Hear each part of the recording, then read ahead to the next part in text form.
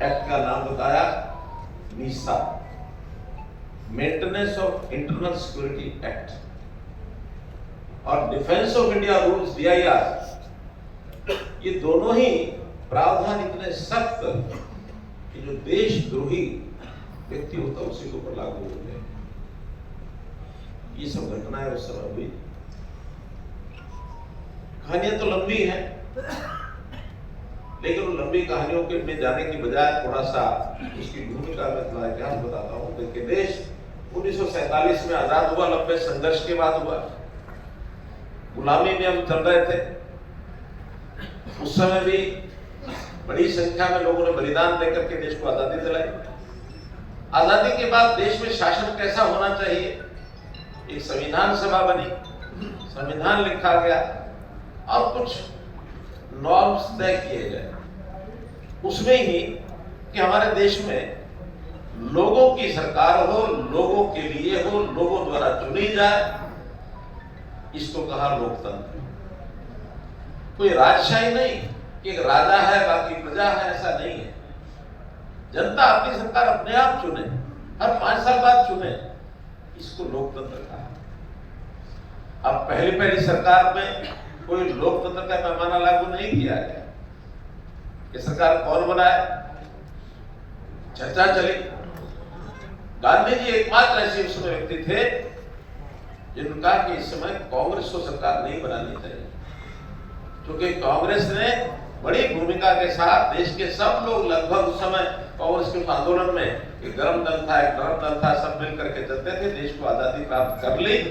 अब ये सबका सामूहिक काम था। इसके बाद विभिन्न पार्टियों के माध्यम से चुनाव होना चाहिए, कांग्रेस को नहीं आगे आना चाहिए। लेकिन कुछ लोग सत्तारूढ़ जो होते हैं कि नहीं, ये सत्ता करने का अधिकार तो हमारा है, यानी कोई प्रजातंत्र नहीं, एकाधिकार जैसे होता है कि तो हमारा अधिकार हम करेंगे, और बिना चुनाव के, और 47 से लेकर 52 तक 5 साल बिना चुनाव के सरकार बना ली। 52 में जब चुनाव आया, कांग्रेस सत्ता में थी, अपने लोगों ने जनसंघ नाम से एक दल बनाया, भारतीय जनसंघ चुनाव लड़ा और सामने लक्ष्य क्या रखा, सत्ता प्राप्त करने का लक्ष्य नहीं रखा।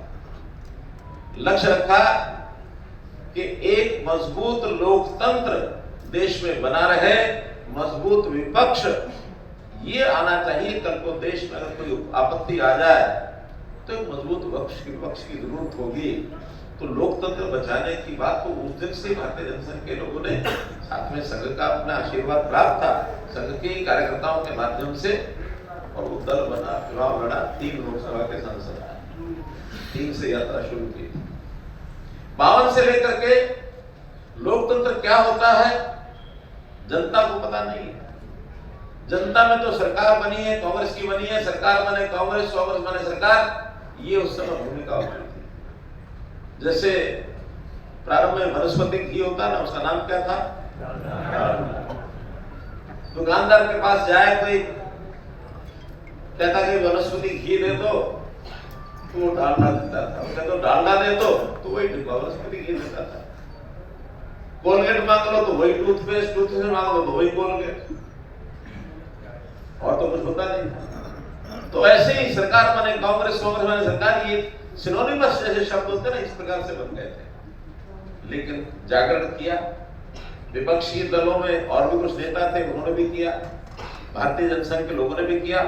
1967 में पहली बार ये आया कि नहीं, कांग्रेस के अलावा संविध सरकारें भी बन सकती हैं, कुछ प्रांतों में संविध सरकारें बनी, उसमें अपने लोग भी भागीदार हुए।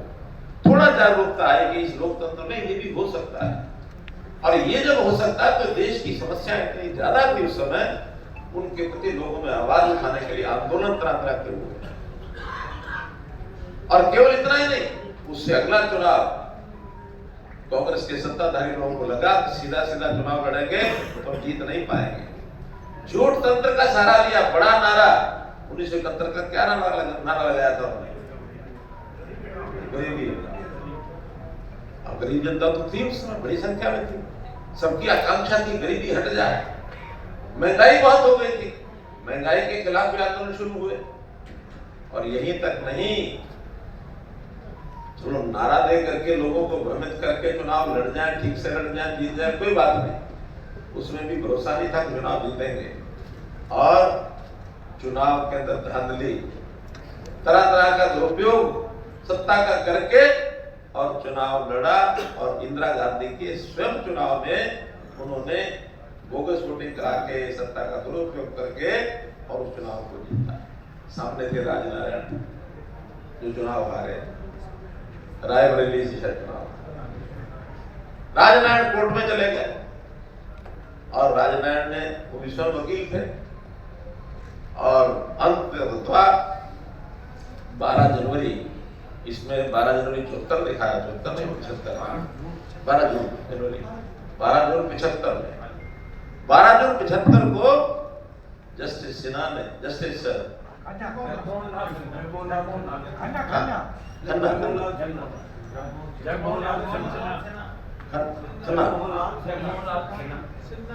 सिन्हा उन्होंने निर्णय दे दिया, इन्होंने चुनाव को रिगिंग की है। 6 साल के लिए इनको बाहर किया जाता है, चुनाव नहीं लड़ेंगे, अयोग्य करार दे दिया। अगर थोड़ी बहुत भी इस लोकतंत्र नाम की जो मूल्य था उसके प्रति थोड़ा मान सम्मान होता तो उनको उसी दिन चुनाव से, यानी सत्ता से बाहर हो जाना चाहिए था, रिजाइन करना चाहिए। लेकिन वो दिन था, उनके मन में जो कुछ था बाहर निकल करके आ गया कि नहीं, सत्ता तो हमारी है, इस पे चिपक के रहेंगे, इसको नहीं छोड़ेंगे।